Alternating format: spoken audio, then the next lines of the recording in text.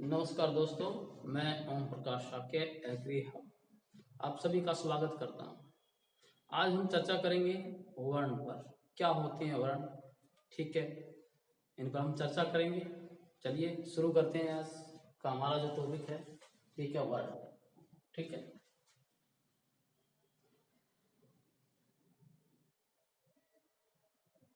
वर्ण क्या चीज है?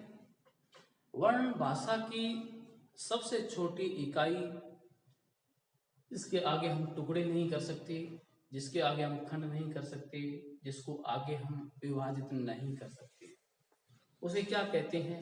वर्ण कहते हैं, ठीक है। देखिए आगे पढ़ते हैं। और वर्ण वह मूल ध्वनि जिसके खंड न हो सके क्या कहलाती है? वर्ण कहलाती है, ठीक है। जैसे कि मैं कोई शब्द लिखता हूं, एक शब्द लिखूंगा, ठीक है, और देखते हैं उसमें। जैसे मान लो हमने एक शब्द लिखा, पवन शब्द लिखा हमने एक, ठीक है, ये एक शब्द लिखा हमने, ठीक है। इसको आगे हम टुकड़े कर सकते हैं, विभाजित कर सकते हैं इसको आगे, ठीक है। जैसे पे, धन, वै और न, आगे इसके और भी हम विभाजित कर सकते हैं इसको, यानी कि पे, धन, इसमें ए मिला हुआ है, ये एक, ठीक है। फिर उसके बाद में इसको विभाजित करें हम, वै और इसमें क्या है स्वर ए, फिर उसके बाद में न, और न के बाद में इसके अंदर स्वर है ए, ठीक है। अब जो ये है इसको आगे हम विभाजित नहीं कर सकते, आगे इसके टुकड़े नहीं कर सकते हैं। ये क्या कहलाते हैं? वर्ण कहलाते हैं, यानी लिखित रूप में वर्ण है ये, ठीक है। भाषा की वह, यानी वह मूल ध्वनि जिसके खंड न हो सके वह क्या कहलाती है? वर्ण कहलाती है, ठीक है। यहां तक आपने पढ़ा। आगे हम चलते हैं, पढ़ेंगे, आगे की तरफ चलते हैं, ठीक है। जैसे हम बात करें, ए है, ई है, उ है, हंत, कै, न, च इत्यादि, ठीक है। इनके आगे हम टुकड़े नहीं कर सकते हैं, ठीक है। ये क्या कहलाएंगे? वर्ण कहलाएंगे, ठीक है। वर्णों को भी दो भागों में आगे हम बांट सकते हैं, जैसे स्वर हो गया और क्या हो गया, व्यंजन हो गया, ठीक है। इनको हम बांट सकते हैं, आगे चर्चा करेंगे हम इसकी। चलिए आगे की ओर बढ़ते हैं। अगला, वर्ण भाषा की सबसे छोटी इकाई है जिसके खंड नहीं हो सकते, ठीक है, अभी बताया था, ठीक है। फिर उसके बाद में आगे हम चलेंगे, अगला पढ़ेंगे हम। वर्णमाला क्या है? वर्णमाला, ये वर्णमाला क्या है, ठीक है, इसके बारे में हम पढ़ेंगे। ये वर्णमाला क्या है? वर्णमाला यानी कि वर्णों के क्रमबद्ध समूह को क्या कहते हैं? वर्णमाला कहते हैं। वर्णों के क्रमबद्ध समूह को क्या कहते हैं? वर्णमाला कहते हैं। क्रमबद्ध समूह, ठीक है, यानी कि जो हमारे जो हिंदी की जो वर्णमाला है इसको एक क्रमबद्ध किया गया है, ठीक है। हर एक वर्ण का एक क्रम है, वर्ग का भी क्रम है, ठीक है।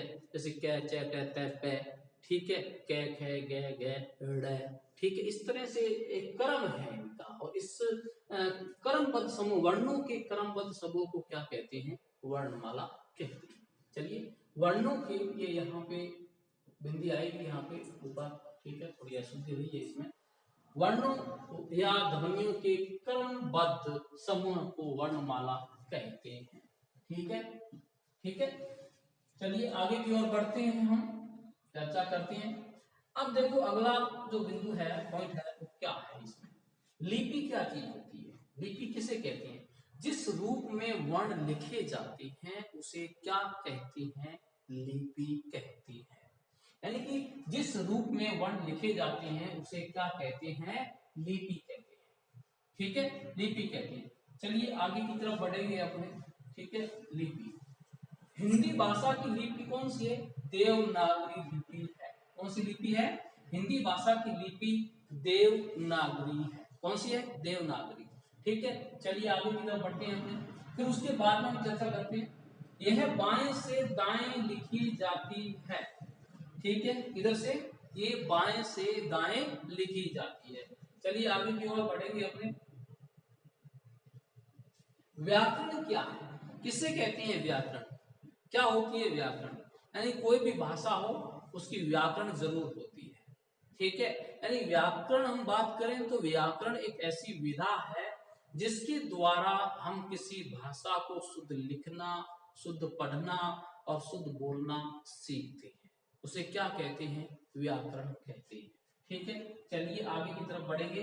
भाषा को शुद्ध रूप से बोलना, लिखना, पढ़ना सीखने की विधा व्याकरण कहलाती है, ठीक है। चलिए आगे की तरफ फिर बढ़ते हैं, ठीक है। अक्षर और वर्ण में अंतर, ठीक है, इस पर चर्चा करेंगे आगे और विस्तारित चर्चा करेंगे इसके ऊपर।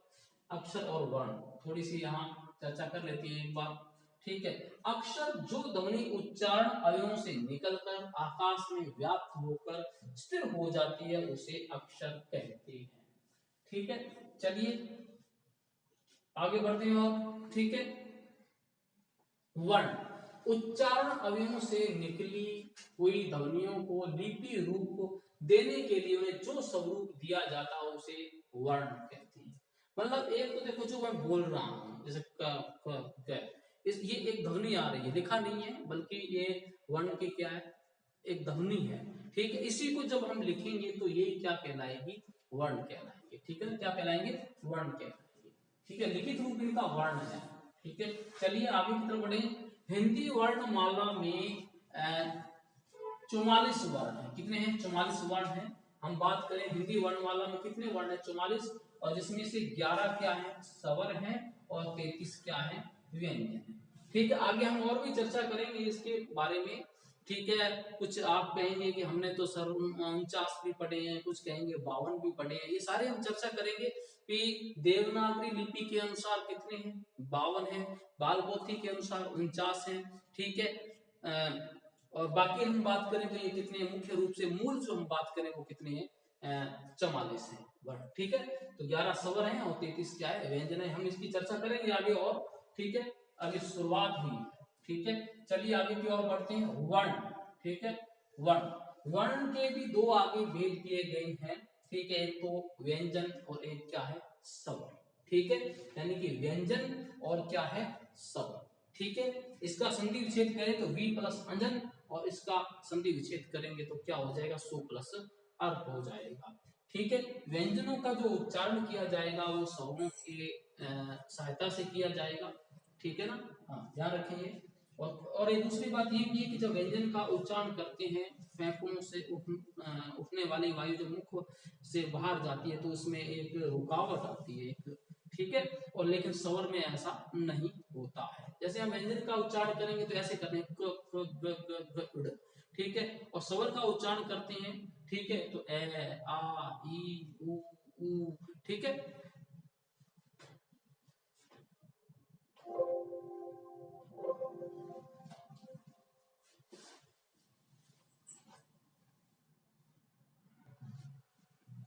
ठीक है। चलिए आगे की ओर हम बढ़े हैं। हम बात करते हैं स्वर, ठीक है। वे ध्वनियां जिनके उच्चारण में हवा फेफड़ों से उठकर निर्बाध रूप से मुंह में या नाक के द्वारा बाहर निकल जाती है, ठीक है। तो वे ध्वनियां क्या कहलाती है? बताइए, स्वर कहलाती है। चलिए आगे की ओर बढ़ेंगे अपने। जैसे हम बात करें ए आ ई उ री, ठीक है, ए आई ओ औ, ठीक है। ये हो गए सवाल, ठीक है। 11 स्वर, ठीक है। अभी हम बात करेंगे कितनी कैसे इनकी उत्पत्ति हुई है, ठीक है। चलिए अब करते हैं व्यंजन की बात करते हैं व्यंजन, ठीक है। जिन ध्वनियों के पूर्ण उच्चारण के लिए स्वरों की सहायता ली जाती है और उनके उच्चारण में प्राणवायु रुकावट के साथ मुंह के बाहर आती है उन्हें क्या कहते हैं? व्यंजन कहते हैं। अभी थोड़ी देर पहले यही बात मैंने आपको बताई थी। यानी कि स्वर का उच्चारण करते हैं ए आ ई उ, ठीक है। जब व्यंजन का उच्चारण करते हैं तो क ख ग ड़, ठीक है। थोड़ा रुकावट आती है मुंह के अंदर, ठीक है ना। तो यही अंतर है। चलिए आगे की तरफ बढ़ेंगे अपने, ठीक है। जैसे शुद्ध व्यंजन की हम बात करें तो क, ख, ग, ग, ड़, ठीक है, इस तरीके से। ठीक है, चलिए आगे बढ़ते हैं अपने। ठीक है, ये ठीक है, और ये व्यंजन है। ठीक है,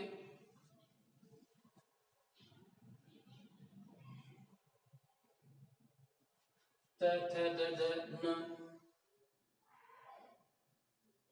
ठीक है, ये व्यंजन। चलिए हम स्वरों की चर्चा करेंगे आगे। ठीक है, स्वरों की हम चर्चा करते हैं, बताएंगे स्वर। ठीक है, देखिए सबसे पहले हम बात करें तो स्वरों के भी आगे देखो कितने भागों में बांटा गया है। देखो मूल स्वर है, उसके बाद में दीर्घ स्वर है, दीर्घ स्वर के बाद में संयुक्त स्वर हो गया। ठीक है, मूल स्वर। ठीक है, मूल स्वर जैसे हम बात करें चार, ए, ई, उ और री। ठीक है, दीर्घ स्वर, ठीक है, दीर्घ स्वर है, फिर उसके बाद में संयुक्त स्वर है। ठीक है, मूल स्वर मैंने आपको बताया तो मूल स्वर ए, ई, उ और री चार है। फिर ए, ठीक है, फिर उसके बाद दीर्घ स्वर की हम बात करें तो आ गया, ठीक है, और उ आ गया और ए आ गया। ठीक है ना, चलिए आगे जो हम पढ़ेंगे। ठीक है, संयुक्त स्वर कौन से हैं। ठीक है, चलिए सबसे पहले मूल स्वर पढ़ते हैं। मूल स्वर देखो ए, ई, उ और कौन सा है तो री, ये चार। ठीक है ना, फिर उसके बाद में हम बात करते हैं अगला जो दीर्घ स्वर की हम बात करते हैं। देखो दीर्घ स्वर यानी कि ए प्लस ए धन ए मिलकर के क्या बनता है आ। ठीक है, इसको क्या कहते हैं, इसको कहते हैं दीर्घ स्वर। ठीक है, चलिए आगे की ओर बढ़ेंगे। फिर उसके बाद में ई धन ई क्या हो जाएगा, दीर्घ ई हो जाएगा, ये भी दीर्घ ई। ठीक है, फिर उसके बाद में हम बात करते हैं, देखिए यानी कि उ और धन उ मिलकर के क्या बनता है, जिसे बड़ा उ कहते हैं या दीर्घ उ कहते हैं। ठीक है ना, ये रहा। यानी कि मूल स्वर देखें तो ये ए, ई, उ और कौन सा हो गया, री हो गया। और दीर्घ स्वर की हम बात करें तो ये देखो, ये कैसे बने वो भी मैंने बताया अभी। ए प्लस यानी कि ए धन ए क्या बनता है, आ बनता है। ई धन ई क्या बना, बड़ी ई हो गया या दीर्घ ई हो गया। उ धन उ तो क्या हो गया, बड़ा उ हो गया। ठीक है, चलिए फिर आगे हम बात करते हैं। अगली जो बात है, चलिए शुरू करते हैं। संयुक्त स्वर, संयुक्त स्वर देखो ए और ई मिलकर के क्या बनता है, ए बनता है। ठीक है, फिर हम बात करें ए, ये ए जो है ये मिलेगा ए के साथ में तो क्या बन जाएगा, आई हो जाएगा। ठीक है, आई बनेगा। फिर उसके बाद में ए प्लस ओ, ठीक है, तो क्या बनेगा, ओ बनेगा। फिर उसके बाद में क्या हो जाएगा, ए धन ओ क्या हो जाएगा, औ हो जाएगा। तो ये कौन से हो गए, संयुक्त स्वर हो गए। इस तरह से मिलाकर के कितने हो गए, सभी के सभी 11, ये 11 स्वर बने हैं। ठीक है, ध्यान रखें। मूल स्वर बताया, उसके बाद दीर्घ स्वर बताया, दीर्घ स्वर के बाद में कौन सा बताया, संयुक्त स्वर बताया है। ठीक है, तो हमने चर्चा इसमें ये की है कि चार मूल स्वरों से उनमें से तीन जो मिलकर के हमने अन्य स्वरों की रचना किस प्रकार की है आपने देखा। ठीक है, चलिए आगे की ओर बढ़ते हैं हम। ठीक है, पलुत स्वर, पलुत। ठीक है, पलुत स्वर जिन स्वरों में दो मात्राओं से अधिक समय लगे, ठीक है, उसे क्या कहती है, पलुत स्वर कहते हैं। ठीक है, प्रश्न आया हुआ है, ओम में ओ को अधिक खींचने पर ओम बोला जाता है, इस तरीके से ओम बोलते हैं। ठीक है, ओम बोला जाता है, किंतु आजकल ये क्या हो गया, प्रचलन समाप्त हो गया। मतलब कहने का हम बात ये करें जो मूल स्वर है। ठीक है, एक नंबर हमने अभी बात की थी, जैसे ये मूल स्वर है। ठीक है, मूल स्वर इसकी मात्रा एक। ठीक है, फिर उसके बाद में कौन सी बात की थी, दीर्घ। ठीक है, दीर्घ इसकी मात्रा दो। फिर उसके बाद में एक हमने ये भी बात की इसके अंदर पलुत स्वर की। पलुत स्वर इसकी मात्रा त्रिमात्रिक हो जाता है। ये प्रश्न आया हुआ परीक्षा में, पलुत की ओम में कितनी मात्रा होती है, ओम ये त्रिमात्रिक होगा, तीन लगा के। ठीक है ना, चलिए आगे की ओर हम बढ़ेंगे, आगे हम चर्चा करते हैं। हर्षव, हर्षव स्वर। ठीक है, ये हर्षव स्वर है, यानी कि हर्षव स्वर भी वो कहते हैं, इसको मूल स्वर भी कहते हैं। ए, ई, उ और री। ठीक है, ये क्या है, हर्षव स्वर है। चलिए दीर्घ स्वर आ, ई, उ, ए, ऐ, ओ, औ, औ। ठीक है, ये दीर्घ स्वर है। ठीक है, जिनकी दो मात्राएं होती हैं। चलिए आगे की ओर बढ़ेंगे अपने। ठीक है, सहजातीय स्वर, सहजातीय स्वर जैसे जिनकी जाति समान हो, ए आ हो गया, ई है, ऊ है, यानी कि सवर्ण स्वर भी कहते हैं। ठीक है, ये प्रश्न भी परीक्षा में आया हुआ है। ठीक है, चलिए आगे की ओर बढ़ते हैं। अयोगवाह ध्वनि क्या होती है? अयोगवाह ध्वनियां, अयोगवाह ध्वनियां देखो। ठीक है, अयोगवाह ध्वनियां, ठीक है, अयोगवाह ध्वनियां, अनुस्वार और विसर्ग क्या है? अयोगवाह ध्वनियां है। अनुस्वार और विसर्ग क्या है? अयोगवाह ध्वनियां है। ये स्वर तथा व्यंजन दोनों द्वारा ढोए जाते हैं। ठीक है, ये प्रश्न आया हुआ है परीक्षा में, अयोगवाह ध्वनियां कौन सी है, तो ध्यान रखें ये। ठीक है, अयोगवाह जो ध्वनियां है वो कौन सी है। चलिए आगे बढ़ते हैं अपने, करते हैं आगे और भी पढ़ेंगे। आगत ध्वनि कौन सी है? आगत ध्वनि यानी कि हिंदी में जो एक ध्वनि आई है अंग्रेजी के प्रभाव से, वो कौन सी है? यानी कि ओ और आ। ठीक है, ओ और ओ, हिंदी में आ और ओ के बीच की ध्वनि है। ठीक है, आ और ओ के बीच की ध्वनि कौन सी? ओ है। आगत ध्वनि प्रश्न परीक्षा में पूछा हुआ प्रश्न है ये। ठीक है, ध्यान रखेंगे। ठीक है, आ और ओ के बीच की ध्वनि कौन सी है? ओ। ठीक है, चलिए आगे बढ़ते हैं। जैसे डॉक्टर है, कॉलेज आ गया। ठीक है, चलिए यानी कि अंग्रेजी के प्रभाव से है ये, जैसे अभी बताया मैंने आपको। ठीक है, उसके बाद में है स्वरों के भेद बात करते हैं। जीव के भागों के आधार पर स्वरों के भेद की हम बात करेंगे। ठीक है, सबसे पहले हम बात करते हैं अग्र स्वर की। हम बात करें किसकी बात करते हैं? अग्र स्वर। स्वरों का उच्चारण, ठीक है, जीव के अग्र भाग से होता है। जीव का अग्र भाग क्या होता है? ऊपर नीचे होता है। जीव का कौन सा भाग? जीव का जो अग्र भाग है वो क्या होता है? ऊपर नीचे होता है। ठीक है, चलिए कौन कौन से देखिए, कौन कौन से अग्र भाग से, ध्यान रखिए। ये ई ए ऐ। ठीक है, ये जीव के कहां से? अग्र भाग से इनका उच्चारण। ठीक है, जीव का जो अगला भाग है, ठीक है, वो ऊपर नीचे होता है। ठीक है, यानी उच्चारण में क्या होता है? जीव का जो अगला भाग है वो ऊपर नीचे होता है। चलिए आगे बढ़ते हैं हमने मध्य स्वर। ठीक है, मध्य स्वर का ध्यान रखें। जीव का जो मध्य भाग है ये क्या रहता है? सक्रिय रहता है। और इसके लिए एक है कौन सा? ए। कौन सा है? ए। ध्यान रखिए, जीव का जो अग्र भाग है, अग्र स्वर है, जीव का जो अग्र भाग उससे जो बोले जाते हैं उन्हें क्या कहते हैं? अग्र स्वर। ठीक है, अग्र स्वर में कौन कौन से अग्र स्वर में आते हैं? ई, ठीक है, ए और ऐ, ये ध्यान रखें, काफी इंपोर्टेंट। ठीक है, मध्य स्वर में सिर्फ एक ही है, कौन सा है? ऐ है। ठीक है, इसमें जीव का मध्य भाग क्या रहता है? सक्रिय रहता है। चलिए आगे बढ़ते हैं अपने। फिर एक पश्च, यानी जीव का सबसे जो पिछला हिस्सा है, ठीक है, वो सक्रिय रहता है। ठीक है, इसमें ध्यान रखें ये। ठीक है, जिह्वा का पश्च भाग सक्रिय रहता है, जैसे आ। ठीक है, ओ, ऊ, ओ। ठीक है, यानी इसमें जीव का जो पश्च भाग है, ठीक है, या जो पिछला हिस्सा है वो सक्रिय रहता है। ठीक है ना, ध्यान रखें इसको। चलिए आगे की तरफ बढ़ेंगे अपने। मुख्य आकृति के आधार पर स्वरों के भेद किए गए हैं। तो सबसे पहले मैं बात कर दूं संवृत स्वर। किसे कहते हैं? संवृत स्वर। कौन से होते हैं संवृत स्वर? देखिए, ठीक है, स्वर उच्चारण में सबसे कम मुख खुलता है। स्वर उच्चारण में सबसे कम मुख खुलता है, उन्हें क्या कहते हैं? संवृत स्वर कहते हैं। ध्यान रखिए, यानी कि स्वर उच्चारण में सबसे कम क्या खुलता है? मुख खुलता है। ठीक है, उसे संवृत स्वर कहते हैं। जैसे हम बात करें ई ऊ। ठीक है, ई ऊ, इनके अंदर सबसे कम मुख खुलेगा। ठीक है, हाँ, संवृत स्वर कहलाते हैं। ठीक है, चलिए आगे की ओर बढ़ेंगे अपने। ठीक है, उसके बाद में अर्ध संवृत स्वर की हम बात करते हैं। 2 नंबर। इन स्वर उच्चारण में मुंह संवृत से थोड़ा क्या होता है बताइए? थोड़ा अधिक खुलता है। ध्यान रखें, थोड़ा अधिक खुलता है। जैसे ए और ओ। कौन सा? ए और ओ जो हो गया। चलिए आगे बढ़ेंगे हम। ठीक है, विवृत स्वर देखिए, विवृत, विवृत की हम बात करते हैं, विवृत स्वर की। ठीक है, विवृत स्वर स्वर उच्चारण में सबसे अधिक मुख खुलता है। विवृत में क्या होता है? विवृत में क्या होता है? स्वर उच्चारण में सबसे अधिक मुख क्या होता है? खुलता है। वो कौन सा स्वर है? आ। पूरे मुख खुल जाता है इसके अंदर, आ। ठीक है, तो इस बात का ध्यान रखें आप।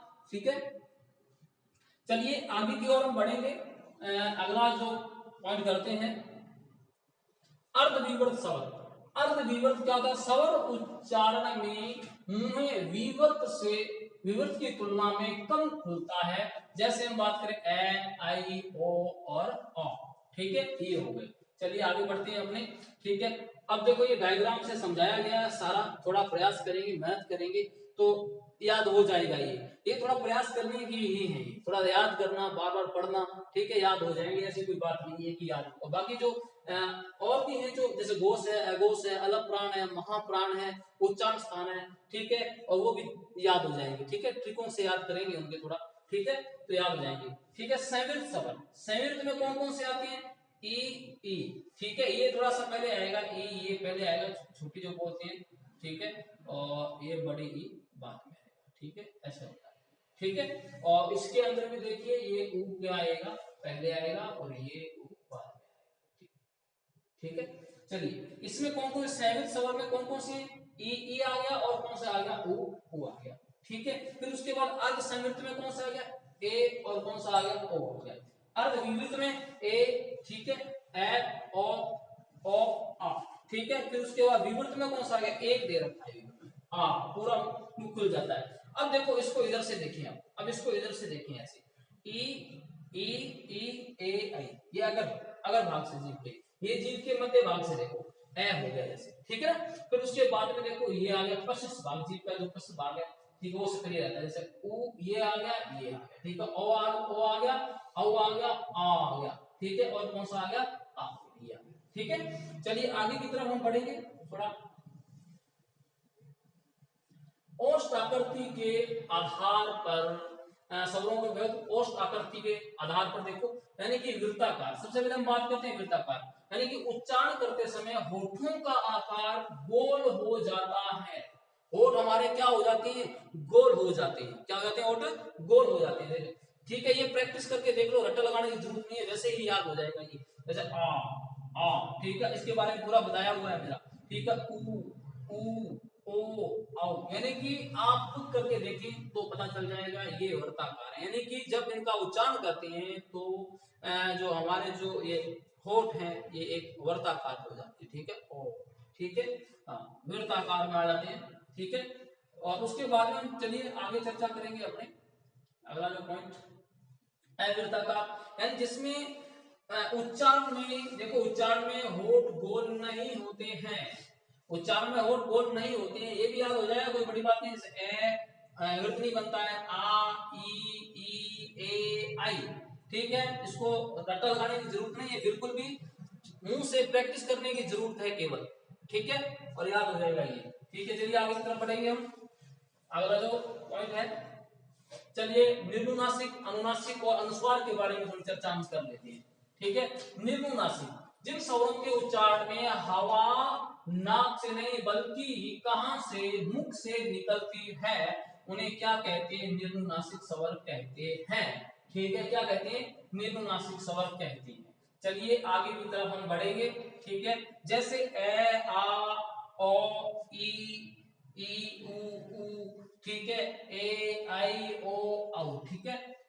उसके बाद में हम बात करते हैं, अगले देखिए अगला जो पॉइंट है अनुनासिक स्वर, जिन स्वरों के उच्चारण में वायु मुख के साथ साथ नाक से भी निकलती है उन्हें अनुनासिक स्वर कहते हैं, अनुनासिक स्वर, उन्हें अनुनासिक स्वर कहते हैं, ठीक है, ध्यान रखें ये। चलिए आगे की तरफ बढ़ेंगे, जैसे जैसे देखिए चंद्रबिंदु आ गया, ऐसे अनुनासिक है ये सभी देखते हैं आप, अनुनासिक है, चंद्रबिंदु लगा हुआ है पर, ठीक है, अनुनासिक है, ठीक है। चलिए इनमें क्या होता है? ध्वनि मुख के साथ साथ नाक से भी ध्वनि निकलती है, ठीक है। और एक ऐसे होते हैं जिनसे केवल ध्वनि कहां से निकलती है? नाक से निकलती है, उन्हें क्या कहते हैं? अनुस्वार कहा जाता है। चलिए ये देखो शब्द है, आंख है, चांद है, हंस है, सांप है, टांग है, माँ है, अंगूठी है, आंसू आ गए हैं और चांद हो गया, ठीक है। चलिए आगे की ओर बढ़ेंगे अपने अनुस्वार, नाक के द्वारा बोली जाने वाली वे ध्वनियां जिनके पहले स्वर आना अनिवार्य है अनुस्वार कहलाती हैं, ध्यान रखिए इसको, ठीक है। चलिए स्वर के पीछे आने वाली मूलतः ये आएगा भाई, ये रे ले वे शे है, से पूर्व नासिक ध्वनि के लिए, ठीक है ना। अनुस्वार का प्रयोग होता है, जैसे संयम हो गया, संसार हो गया, संलाप हो गया, ठीक है, ये ध्यान रखना है, अनुस्वार आएगा यहाँ पे, ठीक है। चलिए आगे, बाकी एक अलग से पॉइंट बना के भी बताया जाएगा भी कहाँ पे पंचमण आता है, कहाँ पे अनुस्वार आती है, ठीक है, वो भी अपने करेंगे, ठीक है। जो बिंदियां जितनी भी हैं, जितने प्रकार की बिंदियां हैं, इन के ऊपर भी अपने एक वीडियो बना करके डालेंगे, ठीक है ना। पूरी बिंदियों के ऊपर में कहाँ कौन सी आती है, कहाँ नहीं आती है, इसके ऊपर भी चर्चा करेंगे, ठीक है। चलिए आगे की तरफ बढ़ेंगे, अपने अंग हो गया, नो, अनुस्वार अलग से ध्वनि नहीं है, ध्यान रखें, अनुस्वार अलग से ध्वनि नहीं है तथा दीर्घ ध्वनि है, इसलिए इसकी मात्रा गुरु गुरु मानी जाती है। क्या मानी जाती है? गुरु मानी जाती है, ठीक है। हाँ, हिंदी साहित्य में भी देखो इसको गुरु माना गया है। इसकी मात्रा क्या मानी गई है? गुरु मानी गई है। अनुनासिक स्वर अलग से कोई स्वर नहीं है। जब स्वर के उच्चारण में हवा मुंह के साथ साथ नाक से भी निकलती है तो स्वर अनुनासिक हो जाता है, ठीक है। चलिए आगे की तरफ बढ़ते हैं।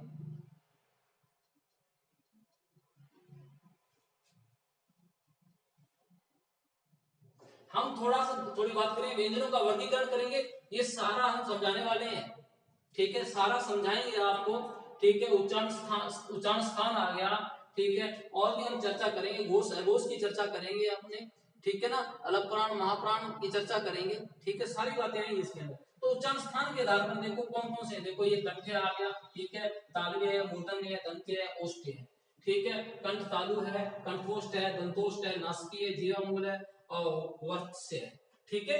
हाँ, चलिए आगे चलते हैं। शब्दांतरी में समास कंपन के आधार पर व्यंजन वर्णों के भेद, घोष अघोष है, हम चर्चा करेंगे पूरी पूरी इसकी, ठीक है, ठीक है। चलिए आगे की, और उसके बाद में देखो प्राण तत्व, प्राण तत्व की मात्रा के आधार पर व्यंजन वर्णों के भेद, इसके भी भेद करेंगे। प्राण तत्व, प्राण का मतलब ऐसे होता है वायु, ठीक है। कुछ वर्ण ऐसे होते हैं जिनके उच्चारण के लिए अधिक वायु की जरूरत होती है, कुछ ऐसे होते हैं जिनके लिए क्या होती है, कम वायु की जरूरत होती है। ज्यादा चाहिए तो उसके लिए महाप्राण, ठीक है, और कम चाहिए उसके लिए अलग प्राण, ठीक है। चलो इसकी भी हम चर्चा करेंगे, अलग प्राण और महाप्राण की भी चर्चा करेंगे आगे, ठीक है। चलिए आगे की तरफ बढ़ेंगे हम थोड़ा।